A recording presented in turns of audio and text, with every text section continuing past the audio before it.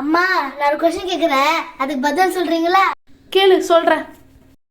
கௌவ எப்படி 13 லெட்டர்ஸ் சொல்லுவீங்க?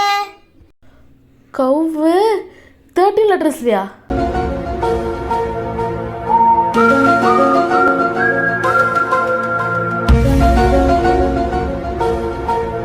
ஆ 13 கவ்.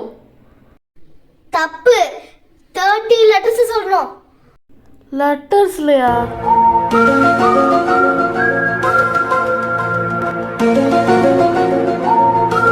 தெரியல, நீயே சொல்லு.